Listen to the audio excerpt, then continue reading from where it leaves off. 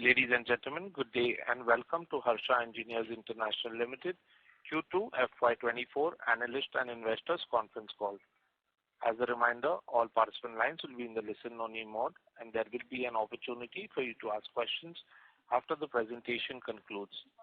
Should you need assistance during the conference call, please signal an operator by pressing star then 0 on your touch-tone phone. Please note that this conference is being recorded. I now hand the conference over to Mr. Vishal Rangwala, CEO and Whole-Time Director from Harsha Engineers International Limited. Thank you, and over to you, sir. Thank you, and good afternoon to all. Thank you for joining our Q2 FY 2024 investor call. As per the normal practice, Maulik will talk us through more details about the numbers after I talk about general update on the quarter. However, I am presuming that you would have got a chance to go through the same. At the outset, I must admit that this quarter the number look a little disappointing both from point of view of top line as well as the bottom line. However, let me assure you that while Q2 numbers are not up to the mark, we expect much better overall annual numbers for FY24, and we should be back on normal growth track from financial year 2025 onwards. Let me deep dive a little bit on both the negative as well as positive factors. So, if we talk about Romania as well as China, the situation continues to remain adverse from demand standpoint. In Romania, second quarter, we have seen even the demand for industrial products going down quite a bit. This has impacted the takeoff from our key Romania customer on the semi-finished casting as well as steel side. Quite obviously, owing to the impact of fixed overhead, there is a sharp negative impact on the bottom line. However, on the positive side, we expect the demand of wind turbine in Europe to revive from Q4 of this financial year, which should see a significant improvement in second half numbers for Romania, and that should offset to a large extent negative result of first half. But I'm afraid the year-end position in Romania may still be negative to much reduced level. Now, if we look at China, we had a typical problem in Q2 in line with overall softening of Chinese market. The offtake of cage from our key global customers who are operating their plants in China was also at the normally low level. However, we are in constant touch with these customers, and from the early signs that we are getting, we are quite positive that the situation will start improving from Q3 and will reach to a normal level in Q4 2024, FY 2024. Thus, the negative position at the end of the year from China will also somewhat be neutralized. Now, talking about India and engineering business,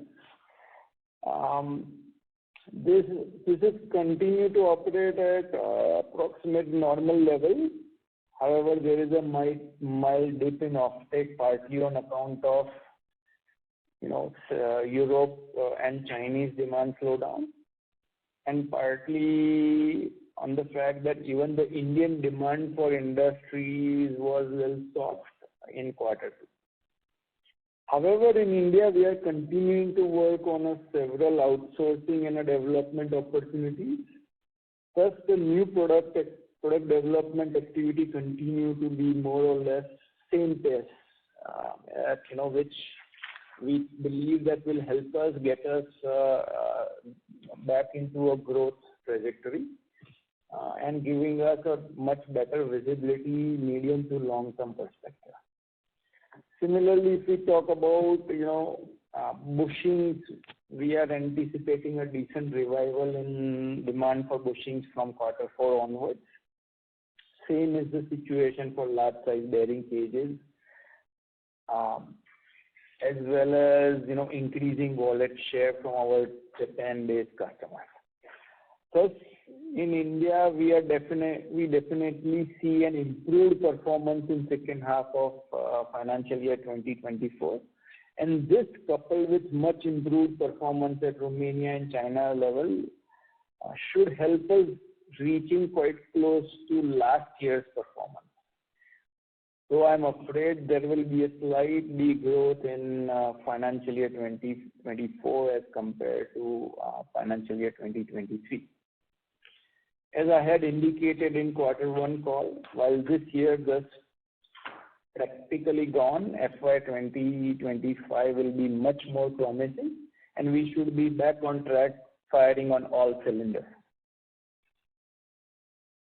Further, we have frozen our phase 1 of a greenfield capex plan for creating additional capacities of bushings as well as large size bearing cages, which we plan to commission by October 2024.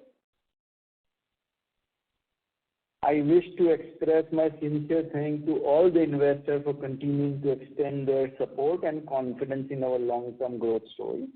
And I wish you a very happy Diwali and bright, prosperous New Year in advance. Thank you. Over to you, Molu. Hello everyone and good afternoon. Thank you, Vishal, for the business update. As you would have observed, for the quarter ended September 23, for engineering business at consolidated level, we have achieved a top line of rupees 298 crore against the top line of rupees 331 crore in immediately previous quarter, and against rupees 318 crore top line in the same quarter last year. At a consolidated level, our EBITDA is of rupees 40.5 crore in Q2 against 48.8 crore in the previous quarter and 51.5 crore in the last year Q2. Major impacts on the same is on account of the weaker export demand, operational cost increase, and the inputs given by Vishal. The company has incurred a capex of rupees 26.4 crore in Q2 at consolidated level, which includes capex of rupees 5.3 crore from IPO use plan. In solar division, we have achieved EBITDA of rupees 1.4 crore in Q2, while overall working capital cycle at consolidated level remain at 134 days against 143 days in the last year same quarter. I wish you all a very happy Diwali and bright prosperous New Year in advance. With this brief on the financial numbers, I hand it over the call to operator to take up the Q&A one by one. Thank you, sir. We will now begin the question and answer session. Anyone who wishes to ask a question may press star and 1 on the touchtone telephone. If you wish to remove yourself from the question queue, you may press star and 2. Participants are requested to only use handsets while asking a question. Ladies and gentlemen, we will wait for a moment while the question queue assembles.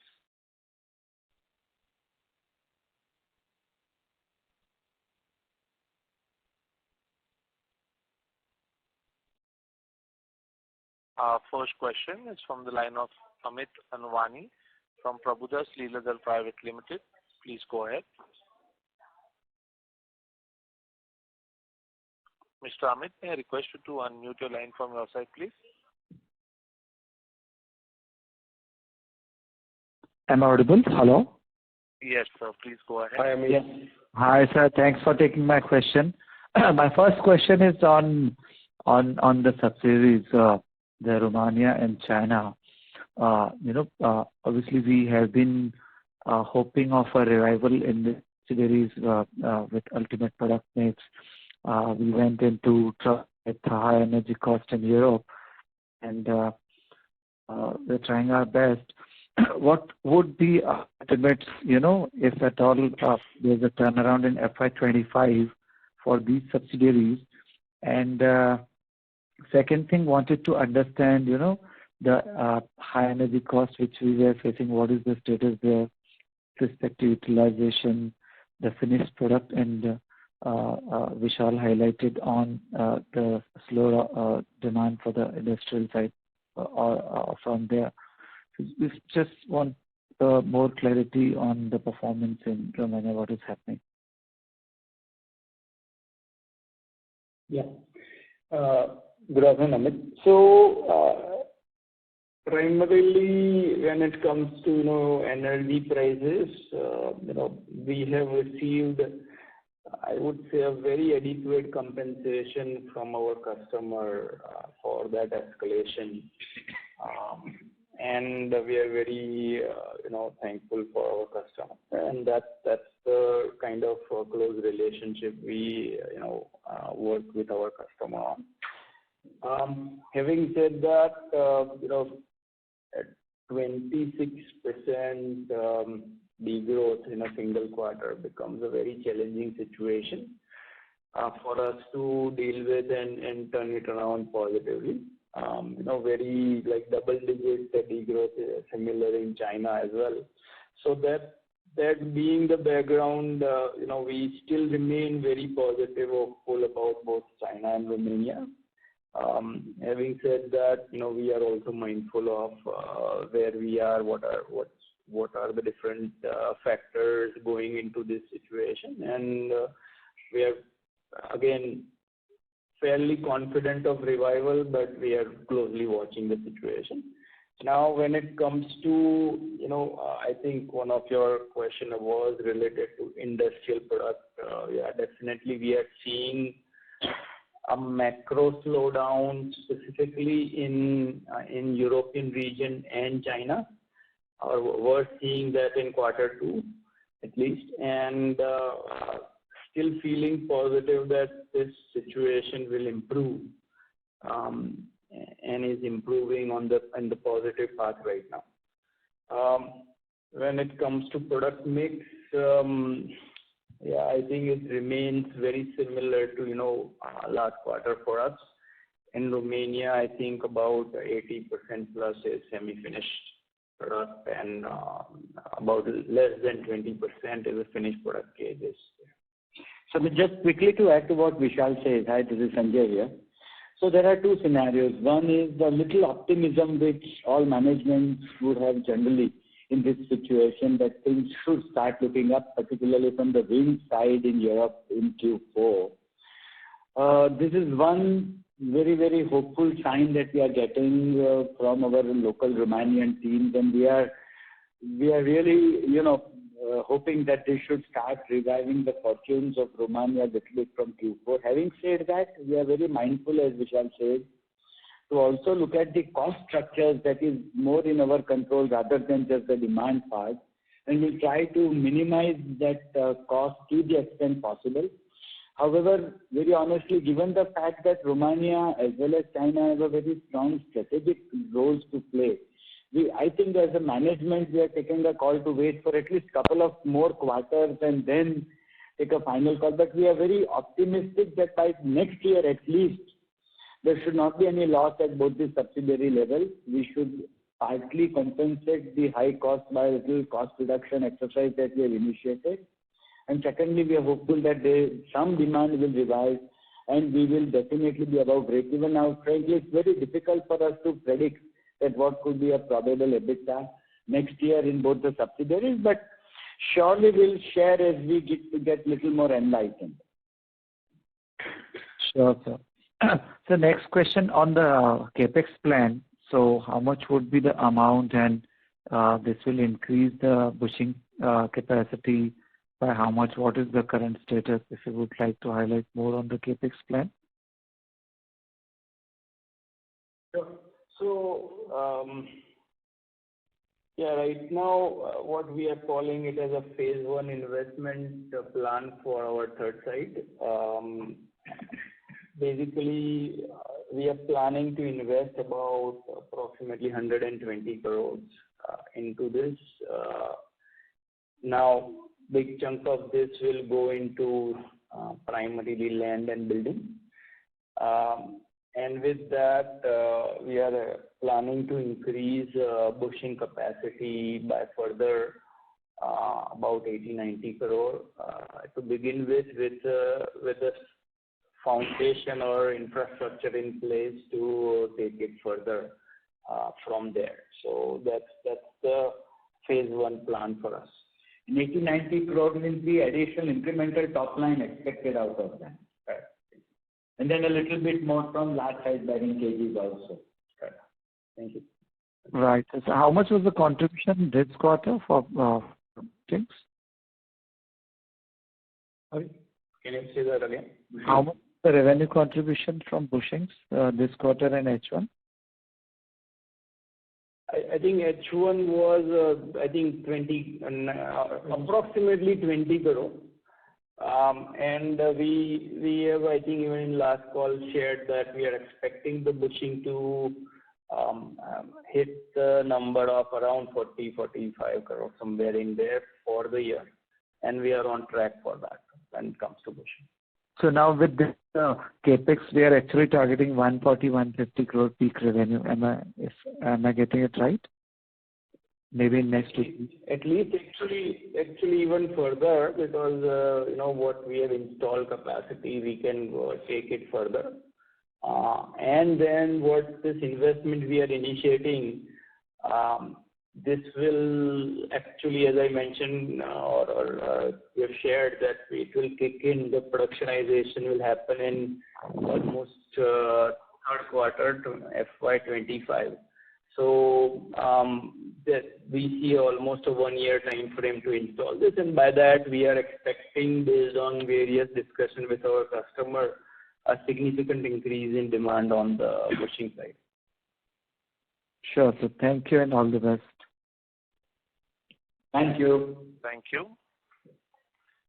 Our next question is from the line of Harshit Patel from Equirus Securities. Please go ahead. Thank you very much for the opportunity, sir. So my first question is on the standalone revenues. I see we have grown by almost 11% YOY in this quarter. Could you give some sense on how the volumes have inched up and how the pricing has behaved in this particular quarter? Yeah. So, Harshit, I think maybe some clarification needed. You are correct. We have grown 11% YOY on this. However, this YOY growth is looking like this because of the solar area's growth, which has grown significantly. If we just look at the standalone engineering segment, we are actually about, I would say, 4 to 5% degrowth approximately for this quarter. And rest of the growth reason you are seeing is because a very favorable solar policy or a renewable policy released by government that has given a good top line boost to our solar division. That's what is resulting in positive numbers for year over year as well as quarter over quarter for standalone. So within this 5% degrowth in the core engineering revenues, I mean, how would the volumes have grown? I think the negative impact would be mainly on the pricing front. Correct. So primarily volumes are somewhat flat. We are somewhat impacted on volumes in some of our supplies to Europe and China. However, overall, that is countered by positive demand on the US, Americas and in India side. So net we see roughly flat with some degrowth on the sub segments which we are supplying into Europe or China. Understood. So my second question is on the Japanese customers. I think you had grown very nicely in the last quarter as well. I believe in high double digit on QOQ basis. Even in FY23, we had posted some 60 crore of revenues from these Japan-based customers. Could you highlight how our performance has been in the first half of FY24? The quantum of revenues we would have done, how we have grown, some incremental wallet share we would have gained from these customers. Yeah, so, if I look at first half, we have grown almost 18-20%. Now, this is not really very optimal right now from our point of view. I've been talking about, this should be in a growth in terms of 30% or around that. So, from that point of view, a little bit softer than what we were anticipating.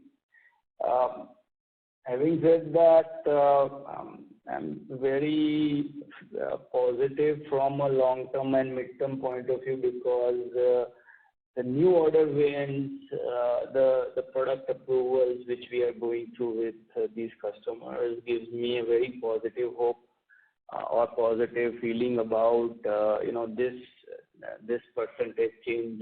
This will turn around much quicker, and hopefully we'll see a much faster growth on that. Understood. So just a last question on the ramp up in the localization initiatives by our customers. So do you see any change in the outlook, especially in the last 3 to 4 months?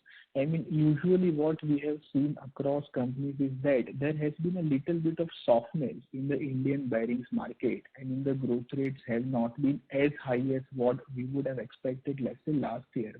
So has there been any change, any slowness in the overall localization plans by the customers, or everything is moving as per track and we will benefit hugely, especially from fourth quarter or the next year onwards in the volume terms? Yeah, so from our customers' plan and execution and macro plan point of view, we don't see any changes. Actually, we are seeing, some of them making even faster progress than anticipated. So some of the localization projects that you mentioned, we believe that they are on track or better. However, we see that all our customers who were, whoever was, part of their business was export driven. That has seen some impact, and we are seeing slightly softer demand for those kind of business or that kind of product. So we see some impact from our customer on a short-term basis. They remain very bullish on mid to long term, continue to roll out various projects and continue to do the product development process so that they are back on, or they are on track with long-term plans. Understood, sir. Thank you very much for answering my questions and all the best. Thank you. Our next question is from the line of Jason Soans from IDBI Capital. Please go ahead. Yes, sir. Thanks for taking my question. So my first question would be that, am I audible? Yeah, clear. Yeah, sure. So my first question would be that when you look on a consolidated basis, our gross margin in this quarter has dropped to 42%, where usual run rate historically was around 46 to 48%. And I remember in Q1 you had booked somewhat of a forex loss up to a quantum of 24 million or so in COGS. So anything similar in this quarter as well, or what are the right reasons for looking at a drop in this gross margins? Yeah. So hi Jason, Maulik this side. Yes. One reason, as you rightly said, there is an impact on consolidation of forex. But that is not as high as it was there in quarter one. Okay. In the quarter two. And second reason is pass-through has triggered in the quarter two. So quarter one we were procuring at a low rate compared to that quarter two pass-through has happened to the customer. So sales price has dropped. So that is a second reason. And there has also been some reason on account of liquidating our some inventories as an operational effectiveness. You see that we have reduced our inventory level and we have liquidated some of the inventories, including remelting them as and when required. So these are the major reasons on reducing the overall gross margin. Okay, Mani, just could you explain this liquidation and the pass-through which you just mentioned? Could you just throw some more color on that? On pass-through, it is like in the last quarter, we were just buying at a low rate and supplying at the previous quarter rate. Right. Starting from 1st June, the pricing pass-through has happened. So my raw material rate and selling rate has been at par, and there is no significant reduction in this quarter to the raw material rate compared to the previous quarter. So that impacts the margin percentage. Right. And just my non-moving, we have a furnace, so we remelt the material, and once we remelt, there is an impact on account of a conversion cost. Okay. And the forex, by any chance, would you like to give the amount? What is this in this quarter? The forex loss? I don't have Very it. difficult. Okay, sir. Now my next question would be, I just wanted to know, seemingly by the capex plans, you're pretty positive on the bushing segment. Now I just wanted to know, of course I know the primary application it goes into gear boxes. So just wanted to know, that's the primary application. Are there any other uses of the bushings, or is that only the primary application? So the bushings which we make as of now as a primary applications to the wing gearbox. Bushing per se has multiple uses, but the product which we are manufacturing is primary going to the wing gearbox application. Wing gearboxes. Sorry, I'm going back to your previous question, Jason. One more reason is we are looking to the numbers along with the solar numbers. Then you can see that solar business has grown significantly in the last quarter, and solar business has a high raw material cost, almost 75 to 80% case to case basis. So that is also reducing the overall RMC percentage. Sure. Okay. Sure. That's helpful. Yeah, that makes sense. Okay. But just one question. You did speak about Romania and Europe slowdown, and it will take time to recover. So I just wanted to know, in terms from a China perspective, how are you looking at the situation on the ground? We hear a lot of commentary in terms of the real estate slowdown and a marked slowdown in China, but the government is taking a lot of initiatives towards like cutting interest rates and easing financing conditions, propping up the real estate cycle as well there, and basically looking to push growth there in the economy. Now, how do you see this China situation play out for you as a business, considering it's important for you? So just if you could throw some color on the demand from China specifically. Yeah. So see, what we hear commentary out there, I think we have seen a very strong and live impact of that in Q2 on our order book, and there was a significant demand reduction which has happened in Q2. And we are also hearing some positive action done by government, and we are seeing some positive signs on that. Too early to definitely say exactly where it's going, but we are very hopeful. We are constantly talking to our customers to figure out where it is going, what's the right level, and so on. So we are right now very hopeful of turnaround and seeing some positive sign, but can't predict fully.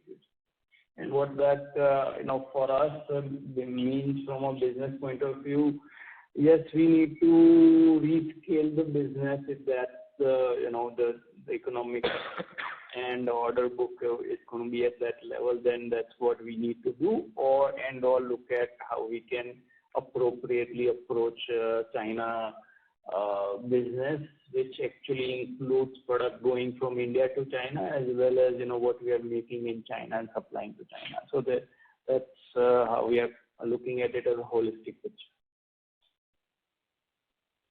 picture. Sure, sir. Sure. And sir, if I heard it correctly, you said that this 120 crore new facility, the majority of that capex will be towards bushings and some towards large size bearing cages and some towards stamping. Is that right? So more of the capex is towards the bushing segment, right?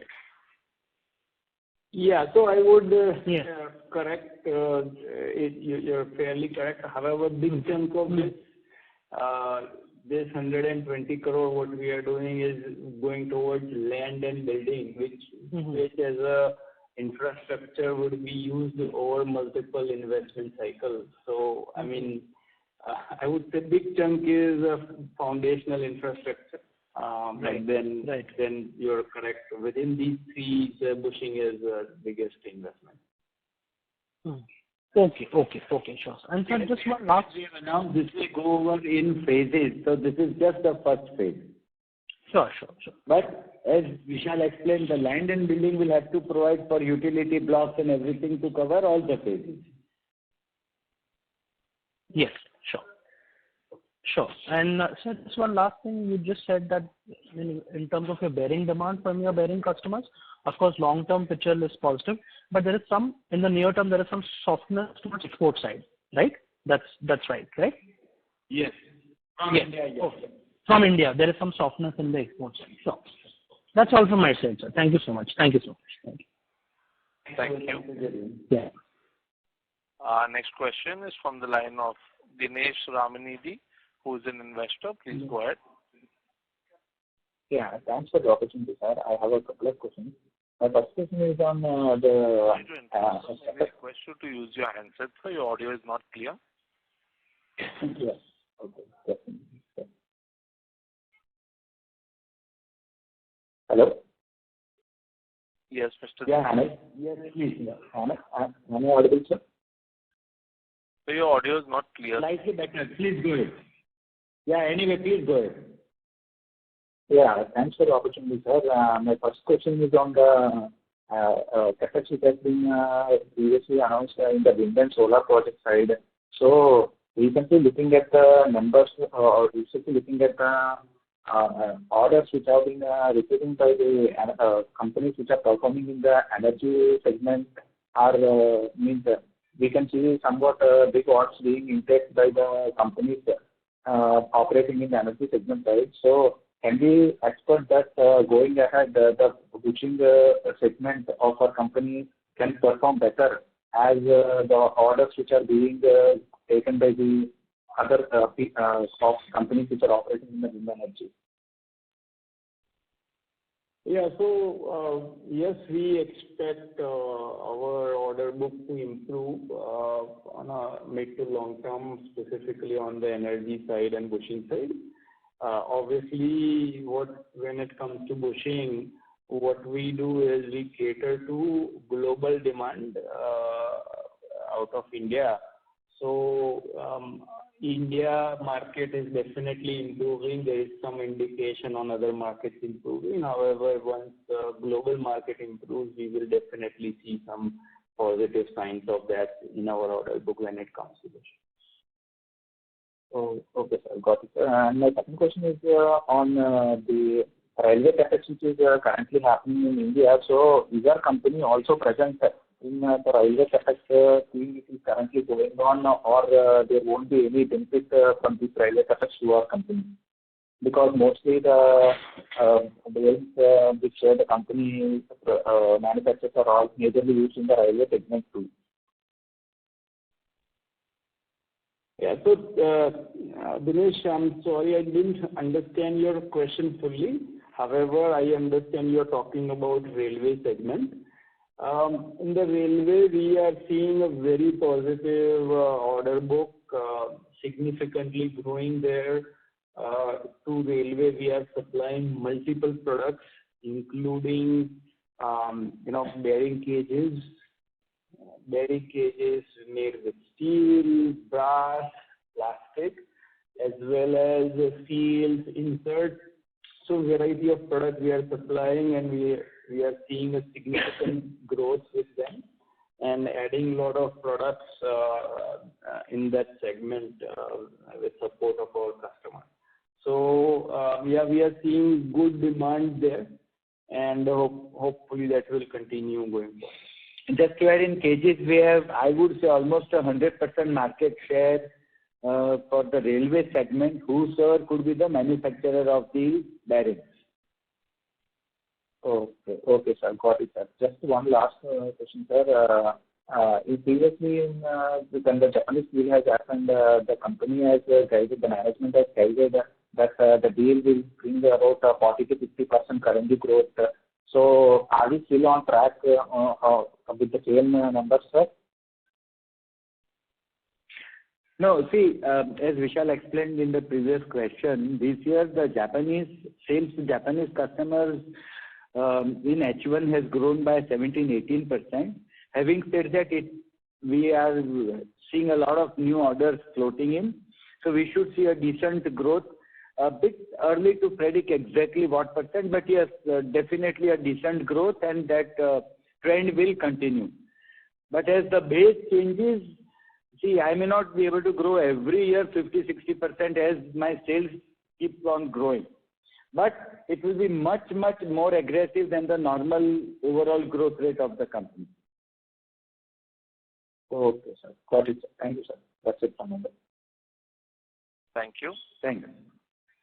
Next question is from the line of Hemang Kotadia from Apple. Please go ahead. Yeah, hi Vishal. Yeah, hi. Yeah. I have a question on the precision components business. So, what was the growth rate for the first half, and is it on the expected line what we had planned for the current financial year?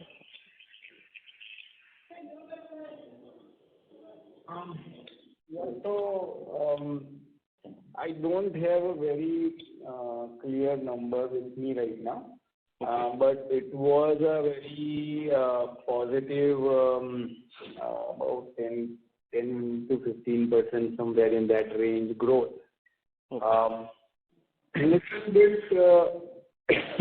softer than our expectation there, but we are still positive kind of product we have developed, what is coming online on stream on the production side, maturity of order side in next few months. Very hopeful that by the end of the year we may hit even higher growth number, and that's where we are. Okay. And in India, basically, a lot of capex is happening, and all the bearing companies have a very robust expansion plans. So, what was the particular reason India grew by 4 to 5% in YOY terms for the India business? So, we do a lot of export to other markets, but if I just want to ask on the India business standalone.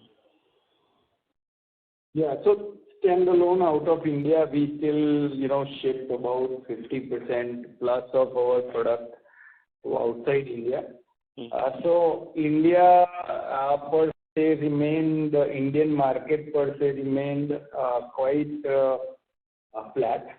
As I mentioned that our India to India business had a component of our customer exporting, that portion of it softened a little bit.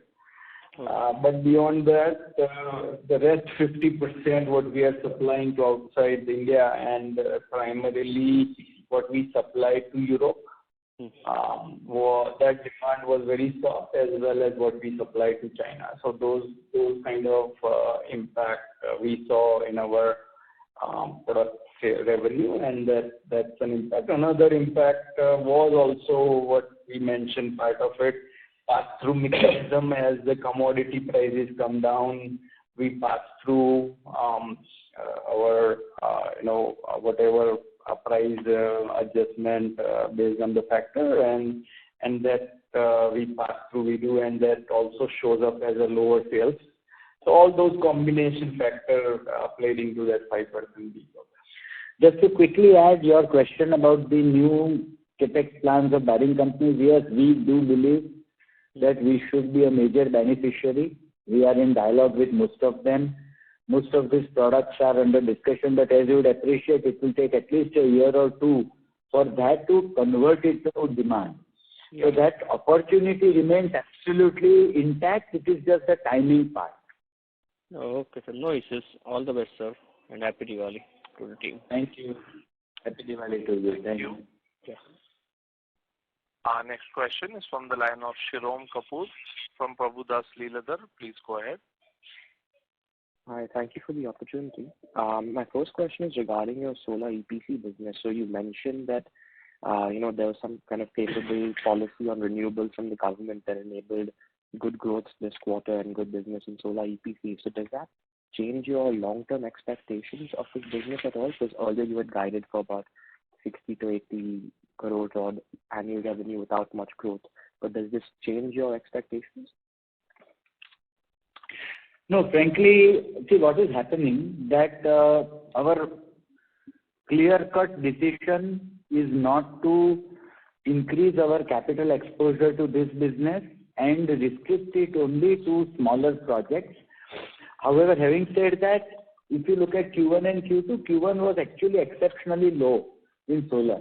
So Q2 is partly whatever orders were there, we have built it.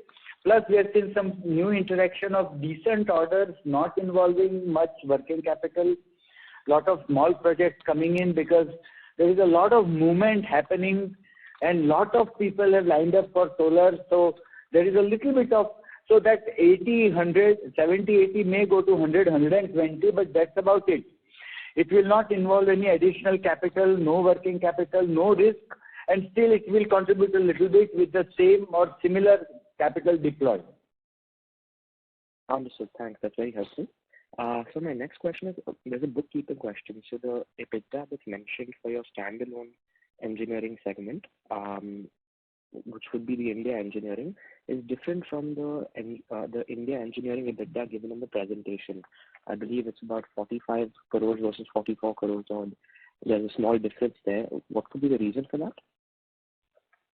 Good observation, Shirom. As you know that we have floated the Harsha Engineers Advantage Limited as a wholly owned subsidiary in India. So the number when we speak engineering India, it is both HEIL standalone as well as HEAL wholly owned subsidiaries of Harsha India. So about 70 odd lakhs is that in. So that is a pre-op expenses which is not allowed to capitalize and hence booked as an expense in the books.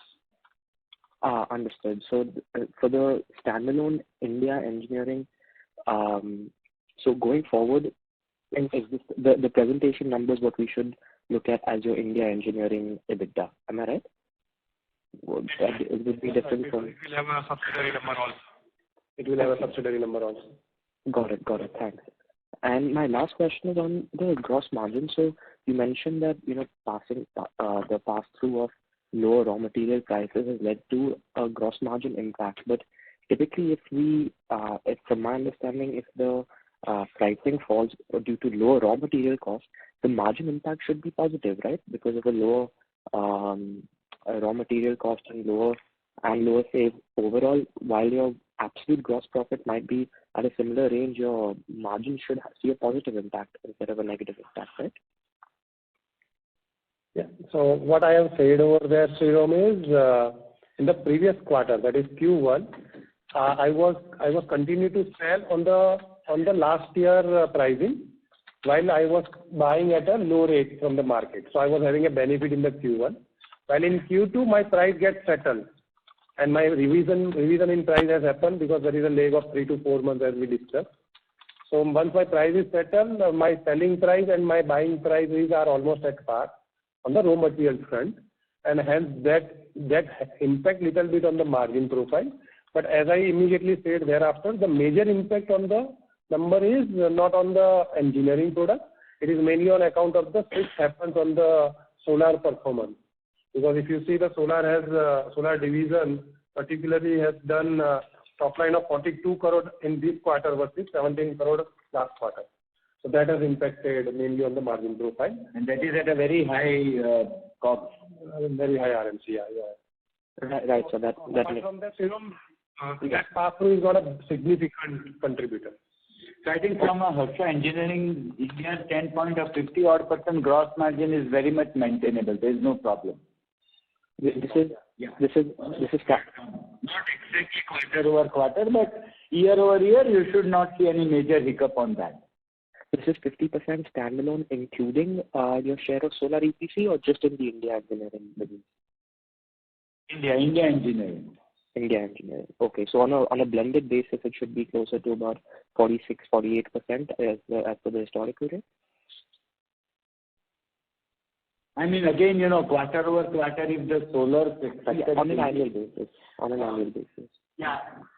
Maybe 48 or thereabouts, yes. Okay. Thank you so much. It was really helpful, and all the best. Thank you. We have a question from the line of Chinmay Nema from Prescient Capital. Please go ahead. Hi, sir. Thank you for taking my question. Can you throw some light on our nature of contracts, typically how, and this is about the bearings cages business, so what is the length of the contract? And secondly, I see that we supply to each of the top 6 global bearing manufacturers. I see this in your presentation. So typically, what percentage of their this requirement is met by us? So, on the length of the contract, usually we have a very long-term supply agreement with our customer. They range from anywhere between 5 to 10 years. Obviously, once they allocate a product to us, we remain supplier of that product for foreseeable future, unless something significant changes on the demand side or something like that.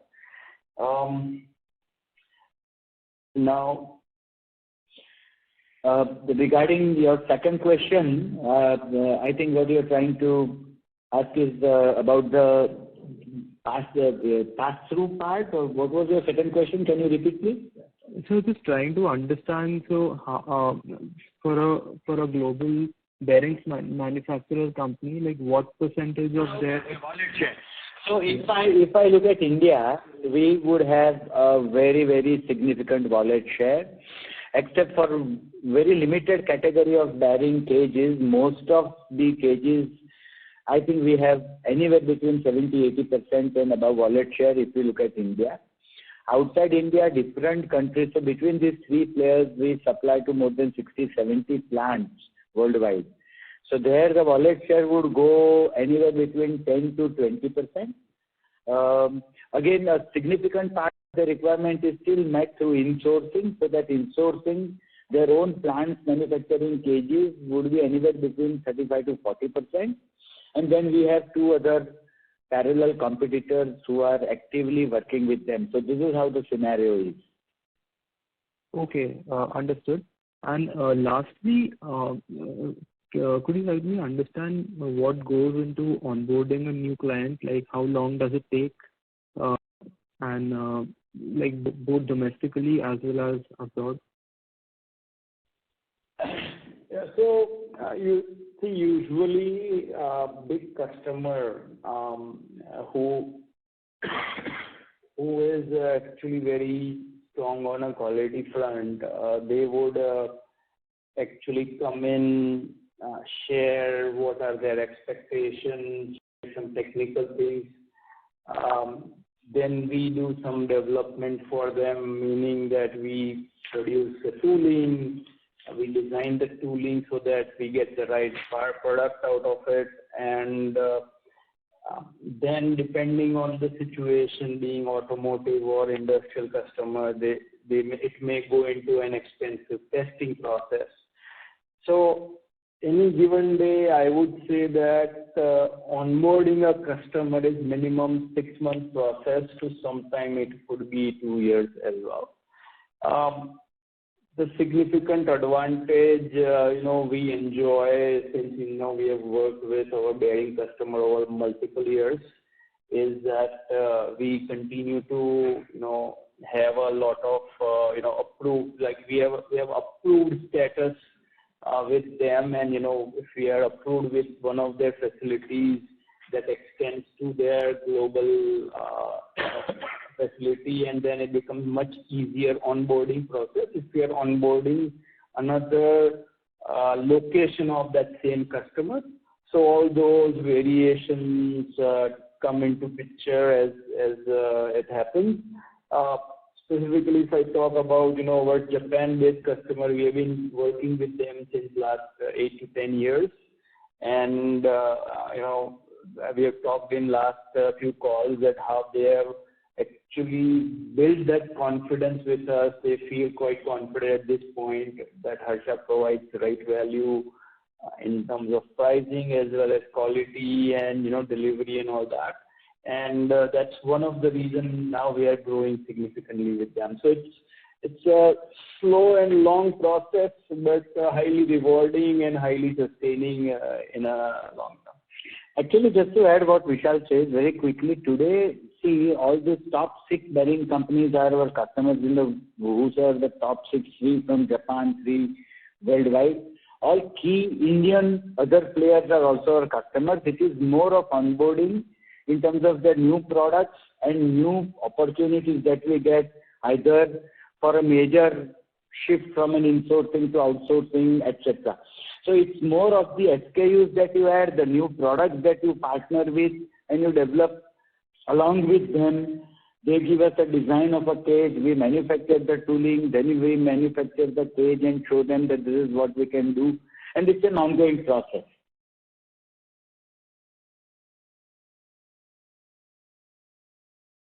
Okay.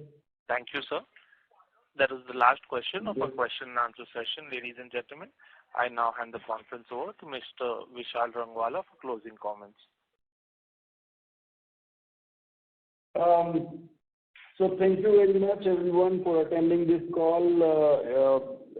I hope we were able to give some idea about the nuances of our Q2 results and able to give confidence about our long-term perspective. And with that, appreciate you attending this, and thank you very much. Have a good evening and happy Diwali. Thank you. Thank you very much. Everyone. Thank you. On behalf of Harsha Engineers International Limited, that concludes this conference. Thank you for joining us, and you may now disconnect your lines.